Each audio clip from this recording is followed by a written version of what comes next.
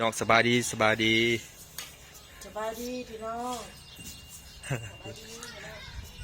วันนี้ทำการติดกะโหลพี่น้อง สั่งใหญ่พี่น้องติดเห็ดน้องซาป้าเพิ่นก่อนซาไว้น้ำงามเลยพี่น้องบัดนี้ละเอียดพี่น้องเฮ็ดซาไว้น้ำป้าเพิ่นเอาไว้เริ่มงามเลยพี่น้องคัดเป็นคัดให้ละเอียดพี่น้องหลังจากเขาเห็ดเรียบร้อยเขากัดที่ทาสีพี่น้องทาสีตัวนี้ติดกะโหลเอาพี่น้องงามตัดเทิงนี่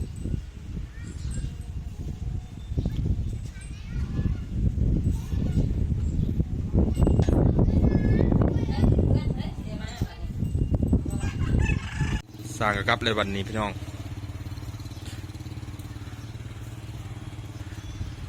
วันนี้ก็สำเร็จเลยพี่น้องงามบ่พี่น้องนี่พี่น้อง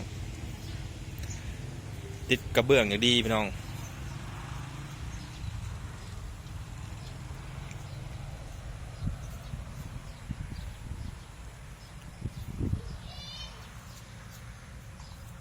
เปิดให้ละเอียดพี่น้องงามแล้วบัดนี้มีแต่เขาตกแต่งเองพี่น้องบัดนี้เขาสิใส่ยังลงไปบัดนี้ตัวนี้ก็ที่ทาสีพี่น้องตัวนี้ด้านนอกทาสีแล้วก็มีเตรียมเบิ่งติดตามเราติดตามพี่น้อง มันจะออกมาแบบใดสวนแล้วก็มีอ่างปลาพี่น้อง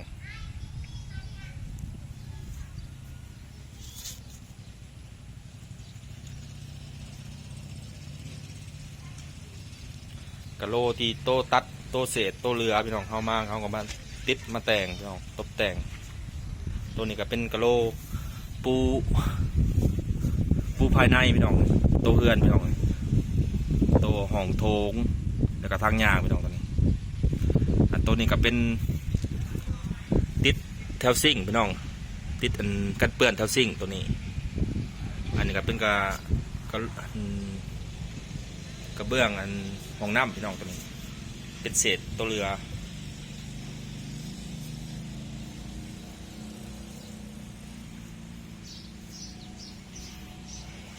งามอยู่บ่พี่น้อง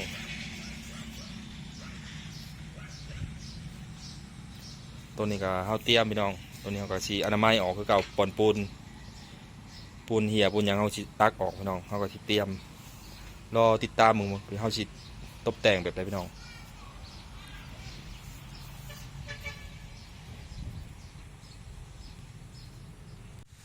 บ้านนี้ก็เตรียมสิเก็บเมียนพี่น้องกระเบื้องโต๊ะที่ยังเหลือเขาเก็บเมียนไว้เห็ดแต่งหน้าแต่งนี่พี่น้องหรือว่าเห็ดซิ่งอันเตาไผ่พี่น้องแล้วก็หินอ่อนโต๊ะมันแตกพี่น้องเขาก็ชิมาติดตัวนี้พี่น้องทาสีก่อนแล้วก็จะติดพี่น้อง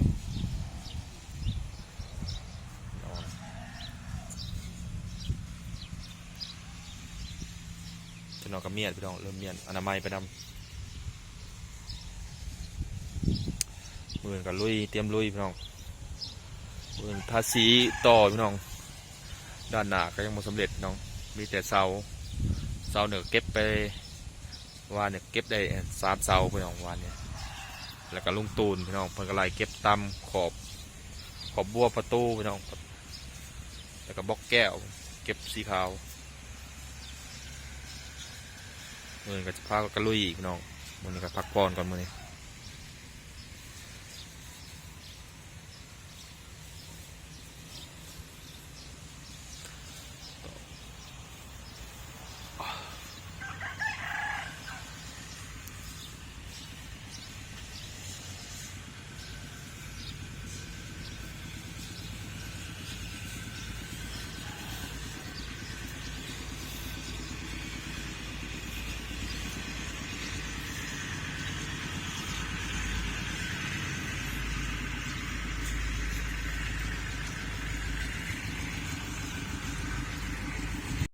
วันนี้ก็เก็บไปน้ำพี่น้องมีแต่สีปัดกับอันนั้นกระเบื้องเขากับเมียนอยู่หลังบ้านพี่น้องเหลือแล้วก็สีปัดอนามัยไปนิดนึงพี่น้องอนามัยแล้วก็กวดทันเลยพี่น้องอนามัยไปนำเก็บไปพี่น้องหากันแล้วอ่อนคนกะโหลสี ปัดก่อนพี่น้องปัดอันหนึ่งแล้วก็เปิดไพ่เฮือนซ่านเมียนพี่น้องแจ้งเมียนเปิดไพ่เมียนพี่น้อง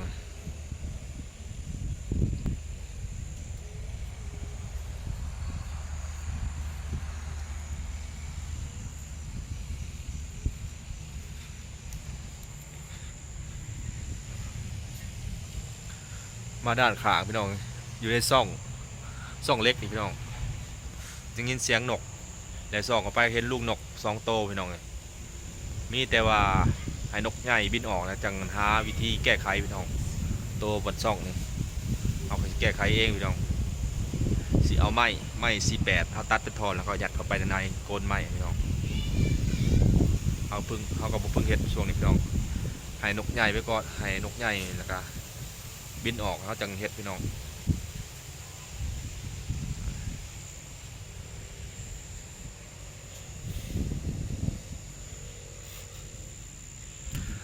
พี่น้อง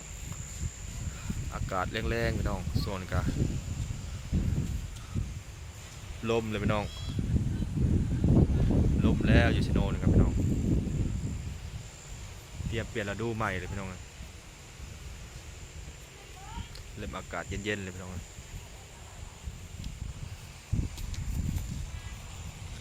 มีแต่สิปัดอนามัยก่อนพี่น้องอนามัยแล้วก็ประตูประต่าง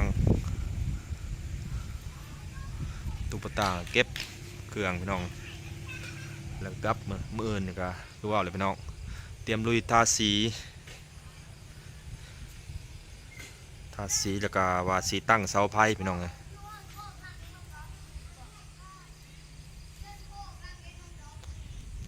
เพิ่นก็อยากเก็บสีแน่คนน้อยก็อยากเก็บสีพี่น้องเลยอยากอนามัยไปน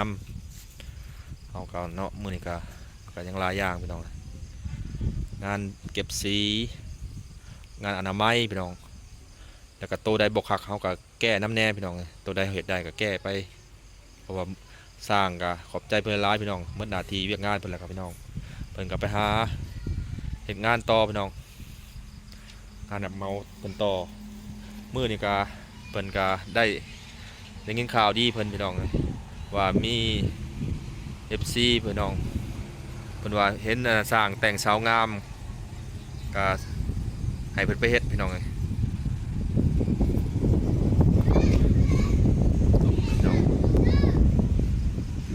เตะปัดแล้วก็อัดเครื่องอัดประตูประต่างแล้วก็เก็บเครื่องเก็บของแล้วก็กลับพี่น้องมือนี้ก็ลุยกับสร้าง2 คนพี่น้องมือนี้ก็ลุยกับซอยเพิ่นบ่มีผู้ช่วยพี่น้องเพราะว่าลุงมีเพิ่นก็หมดเวียกหน้าที่เพิ่นแล้วมีแต่ว่าเพิ่นเซ็ตซาเล้งให้พ่อเฒ่าพี่น้องเฮ็ดซาเล้งให้พ่อเฒ่ามื้อบางทีเพิ่นก็มาพี่น้องเฮ็ดจอดซาเล้งแล้วก็มีงานอีกผลงานหนึ่งพี่น้องซ่องบนเพดานพี่น้องเพดานหรือว่าให้เพิ่นเฮ็ดเพดานพี่น้องเพดานโตซ่องขึ้นไปให้เพิ่นแต่งให้พี่น้องรวมกันซ่องเพดานด้านในพี่น้องเป็นเวลาเขาอยากขึ้นไปแปลงสายไพ่แปลงอันดอกปอกดอกไผ่เขาก็ต้องขึ้นตามซ่องลมซ่องดูดอากาศพี่น้องให้เพิ่นแก้ตัวนี้เมื่อแก้พี่น้องให้เพิ่นอันแต่งให้พี่น้อง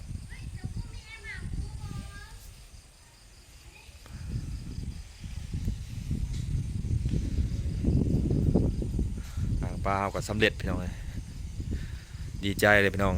ของที่ชอบพี่น้องเลยมักพี่น้องลุยกับเพิ่นแต่เช้าๆมีแต่เต้ๆกะซีปัดน้ำไม้ไปพี่น้องปัดตัวนี้เลยพี่น้องหมื่นก็เฮ็ดก็เวียกขึ้นคือเก่าพี่น้องเลย10,000นี่บางที่ก็สิไปซื้อซีพี่น้องอีกครั้งหนึ่งมาทากันเปื้อนรอบในพี่น้องก็เหลือจากรอบในเขาก็สิมาใส่รอบนอกสีเขาซื้อมาพี่น้องช่วงนี้ก็ประหยัดแน่พี่น้องแล้วก็ขอบไก่พี่น้องรวมกับเบาอ้ายก้อนว่ะมันบ่งามกับหนึ่งมันนะมันบ่ได้พังเสาอยู่พื้นพี่น้องเวลาขี่ไก่ขี่มันก็ขี่เทิงเอาเช็ดคอกไม้พี่น้องมื้อแรกก็ลงกับเพิ่น มันกับนักแน่พี่น้องย่อไปก็บ่ได้นักแห้งพี่น้องเพราะว่าข้อเขาเสร็จแถวแจ้พี่น้องหนึ่งกับแบบเวลาไก่มันขับถ่ายเนาะมันก็ซีเมนต์พี่น้องเขาเลยสิเอาแถวแจ้พุ่นแก้ไขพี่น้องซีเป็นกระเม่นมาพี่น้องมาข้อไก่บ่งามเวลาถ่ายคลิปถ่ายหยังแหละข้อไก่มันอันนั้น บ่งามพี่น้องเอาก็แก้ไขเพิ่นบอกมากอะแม่นความเพิ่นพี่น้องตัวใดเพิ่นตักเตือนบ่คักบ่งามเฮาก็แก้ไขคือน้องอ่างปลาพี่น้องด้านหลังเพิ่นว่ามันแบบว่ามันยังมันบ่เป็นแบบสิ่งดีเฮาก็ทมพี่น้องแก้ไขคือเพิ่นเว้าแหละแล้วเฮาเบิ่งทางหน้าเฮาก็เบิ่งหลายๆคนเว้าก็แม่นว่ามันดีวงจุ้ยดีพี่น้องมีน้ำตกมีหยังมันเย็นเลี้ยงปลาเลี้ยงหยังก็อยู่เย็นเป็นสุขมีน้ำอยู่หน้าบ้านเพราะว่าคนบูฮานก็มีหยังอุอยู่หน้าบ้านพี่น้องอุน้ำตัวนี้คือสิว่าสิเลี้ยงได้พานตัวนี้นะพี่น้องเอาพี่น้อง คลิปนี้ก็ว่าหลายพี่น้องเอาลาไปก่อนพี่น้องเจอกันคลิปหน้าพี่น้องสบายดีลาไปก่อนพี่น้อง